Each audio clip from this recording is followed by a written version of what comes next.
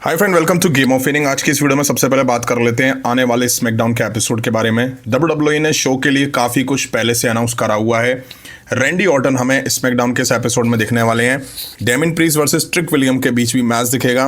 वहीं white six versus एमएफटीज के बीच tag team title को लेकर मैच दिखाई देगा। हालांकि इनकी फ्यूड में मुझे तो बिल्कुल इंटरेस्ट नहीं है और कुछ भी मज़ा इनकी फ्यूड में नहीं है। हो सकता है कि यहाँ टाइटल चेंज होते हुए भी हमें दिखाई दे जाए। वहीं Nathan Frazer versus Johnny Gargano के बीच भी हमें एक मैच देखने को मिलेगा। Giulia Kiana James versus Nia Jax Lash Legend versus Alexa Bliss Charlotte Flair के बीच नंबर 1 कंटेंडर मैच दिखेगा टैग टीम टाइटल्स के लिए। और बड़ी बात यह है कि AJ Styles speaks with Nick Aldis. जी हाँ, एजे स्टाइल स्मैकडाउन के इस एपिसोड पे होने वाले हैं। निक एल्डिस ने खुद इनवाइट करा है, इसलिए निक एल्डिस से आके वो कुछ बात वगैरह करेंगे। बट क्या करेंगे वही मैं सोच रहा था, क्योंकि एजे स्टाइल का मैच गंथर से ऑफिशियल हो चुका है, वो भी रॉयल रंबल के लिए। देखते हैं शो में एजे स्टाइल को लेके क्या दिखता है। नेक्स्ट बात कर लेते हैं, जो मैंने कल वीडियो डाली थी अनरियल की, उस पर इतनी मेहनत करी मैंने। शायद मेरे चैनल पे पहली ऐसी वीडियो होगी जो कि 35 से 40 मिनट की होगी।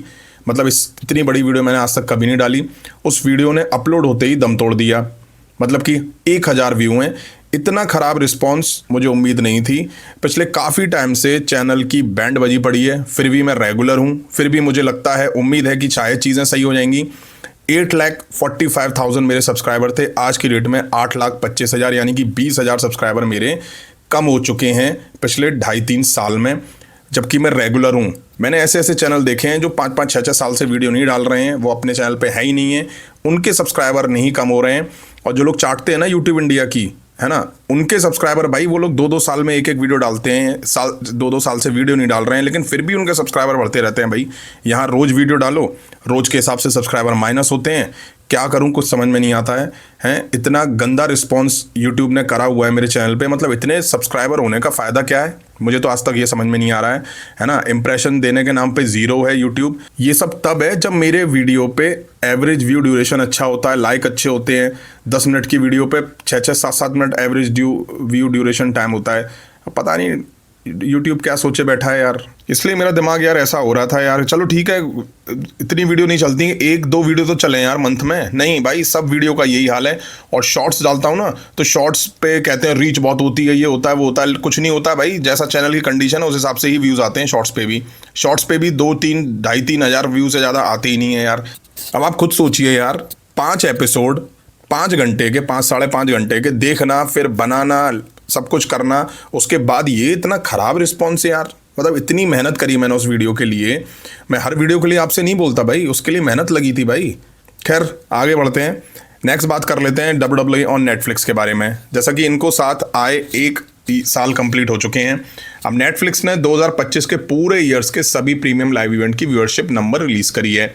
Royal Rumble 3.2 million, Elimination Chamber 2 million, WrestleMania night 1 2.5 million, WrestleMania night 2 2.9 million, Backlash 1.5 million, Money in the Bank 1.7 million, Night of Champion 1.3 million, Evolution 900K, SummerSlam night 1 1.5 million, SummerSlam night 2 1.7 million, Clash in Paris 1.3 million, Wrestlepalooza 1.9 million, Crown Jewel 1.4 million, survivor series war games 1.8 million. अब देखा जाए तो सबसे अच्छी viewership royal rumble की रही है। वहीं सबसे कम की बात करें तो women's premium live event Evolution, जो कि 1 मिलियन भी टच नहीं कर पाया है। और यार रेसलपलूजा की यार व्यूअरशिप देख के मैं चौंक गया, 1.9 मिलियन, जो कि समर स्लैम के दोनों नाइट से भी ज़्यादा है भाई। मनी इन द बैंक से भी ज़्यादा है भाई। 1.9 मिलियन रेसलपलूजा की। आपको ये भी बता दूं कि ये all women pay per view premium live event के लिए अच्छा साउंड नहीं कर रहा है। इतने सालों बाद तो WWE ने एवोल्यूशन 2 करवाया, और ये हालत देख के लगता नहीं है कि WWE अब एवोल्यूशन 3 कराएगी जल्द से जल्द। वहीं बहुत से लोग कंफ्यूज हो रहे हैं, इसलिए मैं ये क्लियर कर दूं कि ये नंबर नेटफ्लिक्स ने दिए हैं। इन नंबरों में यूएसए में प्रीमियम लाइव इवेंट की व्यूअरशिप शामिल नहीं है। नेटफ्लिक्स प्रीमियम लाइव इवेंट को इंटरनेशनल लेवल पर स्ट्रीम करता है, इसलिए ये सिर्फ इंटरनेशनल व्यूअरशिप है जो मैंने आप लोगों को अभी बताई है। नेक्स्ट बात कर लेते हैं पॉल हेमन और एडम पियर्स के बारे में। आजकल रॉ पर विजन और एडम पियर्स के बीच काफी तनातनी देखने को मिल रही है। लास्ट वीक एडम पियर्स ने ब्रॉन ब्रेकर को सस्पेंड भी कर दिया था। अब रिसेंट के रॉ के एपिसोड में पॉल हेमन किसी को फोन लगा के बात करते हैं। फिर backstage Paul Heyman Adam Pierce सी किसी की बात कराते हैं। एडम पियर्स के चेहरे का उनसे बात करके रंग उड़ जाता है। अब सवाल ये कि बात कराई किससे थी। Paul Heyman says that the person who called Adam Pearce on Raw was someone no one wants to hear from. Triple H could get a phone call from this person and would not want to take it. Paul Heyman का कहना है कि raw पर Adam Pearce को जिस person ने call किया था वो ऐसा इंसान है जिससे कोई बात नहीं करना चाहता। ट्रिपल एच को भी अगर उसका फ़ोन आ जाएगा तो वो उसे उठाना नहीं चाहेंगे। अब सवाल ये कि वो कौन है भाई कि जिससे ट्रिपल एच को भी डर लगता है। रूमर्स ऐसे हैं कि वो द फाइनल बॉस रॉक हो सकते हैं, बट फिर सवाल ये कि फाइनल बॉस दिखेंगे, क्या रोल है उनका इस टाइम दिखने का। या कुछ रूमर्स भी हैं कि वो ब्रॉक लेसनर हो सकते हैं जो कि पॉल हेमन के साथ आके जुड़ सकते हैं, रॉयल रंबल में अपनी एंट्री अनाउंस कर सकते हैं। उनके डर की वजह से एडम पियर्स का फेस का रंग उड़ गया, ये तो चलो ठीक है, लेकिन ट्रिपल एच क्यों ब्रॉक लेसनर के फोन से डरेंगे। ट्रिपल एच क्यों ब्रॉक लेसनर से डरेंगे, वो तो भाई बॉस है ट्रिपल एच ब्रॉक लेसनर के। बट फिर नाम आता है विंस मैकमैन का। क्या विंस मैकमैन वापस आने वाले हैं? क्योंकि 2 दिन पहले लोगन पॉल ने अपने पॉडकास्ट में कहा था और मैंने अपडेट कवर भी करी थी कि उनको फीलिंग आ रही है कि विंस मैकमैन वापस आएंगे। तो क्या उन्होंने कुछ ऐसा सुना है? क्या वो विंस मैकमैन होंगे? अगर हाँ तो भाई मैं यही कहूँगा मज़ा आ जाएगा भाई। नेक्स्ट बात कर लेते हैं रेसलमेनिया 42 में होने वाले एक मैच के बारे में, जो कि कंफर्म तो नहीं है बट होगा क्लियर, ये श्योर दिखाई दे रहा है। और अभी तक कोई ऐसा मैच नहीं है जो होता हुआ दिखाई दे रहा है रेसलमेनिया 42 के लिए। AJ Lee versus Becky Lynch is considered to be one of the more lock in match for WrestleMania 42 in Las Vegas. हाँ, Becky Lynch versus AJ Lee के बीच ये मैच वुमेन्स इंटरकॉन्टिनेंटल चैंपियनशिप के लिए होगा। 2025 में एजे ली और बेकी लिंच फ्यूड में दिखी थी, बट रेसलमेनिया 42 के लिए अभी तक इनके बीच कुछ शुरू नहीं हुआ है। बट ये मैच 110% श्योर होने वाला है रेसलमेनिया 42 में। नेक्स्ट बात कर लेते हैं एजे स्टाइल के बारे में। जैसा कि एजे स्टाइल वर्सेस गंथर के बीच career on the line match official हो चुका है। रॉयल रंबल के लिए काफ़ी टाइम से ऐसे रूमर्स आ रहे हैं कि 2026 एजे स्टाइल का कॉन्ट्रैक्ट एंड हो जाएगा और वो WWE से रिटायर हो जाएंगे। एजे स्टाइल का ये लास्ट ईयर है WWE में। अब सोशल मीडिया पे एक पोस्ट है जिसमें बताया जा रहा है कि एजे स्टाइल का कॉन्ट्रैक्ट 11 दिनों बाद एंड हो रहा है।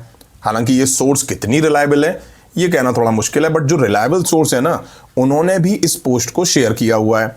तो क्या वाकई एजे स्टाइल का कॉन्ट्रैक्ट 11 दिनों बाद एंड हो रहा है? बट WWE की साइड से अभी तक एजे स्टाइल के रिटायरमेंट को लेकर कुछ भी अनाउंसमेंट नहीं है, ना कुछ स्पेशल होता हुआ दिखाई दे रहा है। मुझे तो समझ नहीं आ रहा है क्या नहीं है। हाँ, मैं ये मानता हूँ कि WWE एजे स्टाइल को जॉन सीना जैसा ट्रीटमेंट तो नहीं देने वाली है, बट फिर भी फैंस को बताया तो जाना चाहिए। एटलीस्ट जॉन सीना जैसा रिटायरमेंट ट्रीटमेंट नहीं मिल रहा है तो कुछ तो WWE को स्पेशल करना चाहिए एजे स्टाइल के लिए, अगर उनका ये लास्ट ईयर होने वाला है या 11 दिन बाद वो रिटायर होने वाले हैं। नेक्स्ट बात कर लेते हैं, स्ट्रॉन्ग रिपोर्ट्स आ रही हैं कि stone Cold Steve Austin WWE में वापस से दिखाई दे सकते हैं। ऑफिशियली तो नहीं है बट रिपोर्ट्स में कहा गया है कि there have been internal discussion in WWE about Stone Cold Steve Austin making a return appearance in the very near future. WWE में इस बारे में जो बैक स्टेज है वो डिस्कशन हुआ है कि स्टोन कोल्ड स्टीव ऑस्टिन बहुत ही जल्दी वापसी कर सकते हैं। अब लिखा है नियर फ्यूचर, तो इसका मतलब तो ये हुआ कि जल्दी और जल्दी इवेंट में कौन सा है? रॉयल रंबल है जो कि सऊदी अरेबिया में होने वाला है। तो क्या सऊदी अरेबिया में स्टोन कोल्ड दिख सकते हैं? मे भी दिख सकते हैं। तो क्या वो मेंस रॉयल रंबल में कॉम्पीट करेंगे? तो मुझे इसके चांसेस बहुत कम लगते हैं। हो सकता है कि वो रॉयल रंबल में गेस्ट एंट्री करें, फैंस को एड्रेस करें और चले जाएं, या हो सकता है कि वो रेसलमेनिया 43 जो कि नेक्स्ट ईयर सऊदी अरेबिया में होने वाली है उसको लेके कुछ अनाउंस करें। वो रेसलमेनिया 43 में कॉम्पीट कर सकते हैं। वैसे भी रॉयल रंबल की इस साल हाइप बिल्कुल नहीं दिखाई दे रही है, तो ये तो पक्का है कि अब ज़्यादा टाइम नहीं बचा है। और जो कह रहे हैं ना कि अभी टाइम है 1 वीक का, हाइप बन जाएगी, तो भाई कैसे बन जाएगी हाइप? ऐसा नहीं है कि 4 दिन पहले क्रिएट कर ली जाए भाई। जो बज़ होता है ना वो पहले से क्रिएट करा जाता है। मुझे नहीं लगता कि हाइप बन पाएगी, शायद इसीलिए स्टोन कोल्ड स्टीव ऑस्टिन जैसे सुपरस्टार रॉयल रंबल का पार्ट बनाए जाने वाले हों। नेक्स्ट बात कर लेते हैं सेथ फ्रीकिंग रॉलिंस के बारे में, जो कि इंजरी की वजह से WWE से बाहर चल रहे हैं। अभी मैंने कुछ दिन पहले आपको अपडेट दी थी कि सेथ रॉलिंस हील हो रहे हैं अपनी इंजरी से। रेसलमेनिया तक वो मेडिकल क्लियर होंगे या नहीं वो टाइम बताएगा। अब टाइम का छोड़ो, खुद सेथ रॉलिंस ने क्लियर करा है। Seth Rollins says he is hoping to be cleared for in ring action in time for WrestleMania in April. Seth Rollins का कहना है कि उन्हें पूरी होप है कि अप्रैल में रेसलमेनिया तक उन्हें इन रिंग एक्शन के लिए फिट डिक्लेयर कर दिया जाएगा। अब उम्मीद छोड़ो, मान के ही चलो कि सेथ रॉलिंस रेसलमेनिया 42 में दिखने वाले हैं, कॉम्पीट करते हुए दिखाई देंगे। बट अभी जैसे हाल रेसलमेनिया 42 को लेकर दिखाई दे रहे हैं तो किसी को कोई आइडिया नहीं है कि कौन किसके खिलाफ लड़ेगा, क्योंकि सेथ रॉलिंस और रोमन रेंस का प्लान था पहले रेसलमेनिया 42 के लिए, बट वो तो अब होने वाला नहीं है क्योंकि सेथ रॉलिंस चैंपियन नहीं है। रोमन रेंस किससे कॉम्पीट करेंगे, कॉडी किससे कॉम्पीट करेंगे, यही चीजें क्लियर नहीं है। तो अब सबसे बड़ा सवाल, सेथ रॉलिंस किसके खिलाफ लड़ेंगे। नेक्स्ट बात कर लेते हैं मेंस और वुमेन्स रॉयल रंबल 2026 के विनर के बारे में। ऑड्स चेकर की एक रिपोर्ट सामने आई है जिसमें मेंस और वुमेन्स रॉयल रंबल के दो मोस्ट फेवरेट सुपरस्टार बताए गए हैं। अगर हम वुमेन्स रॉयल रंबल की बात करें तो वो बियांका ब्लेयर और लिव मॉर्गन हो सकती हैं। बियांका अभी WWE में नहीं है, चांसेस ऐसे हैं कि वो रॉयल रंबल में ही अपना रिटर्न करने वाली हैं, तो शायद से रॉयल रंबल वो जीत के जेड कारगिल को फेस करेंगी रेसलमेनिया 42 में। ये सेंस बनाता भी है। वहीं मेंस रॉयल रंबल के लिए ब्रॉन ब्रेकर और रोमन रेंस का नाम सामने आ रहा है।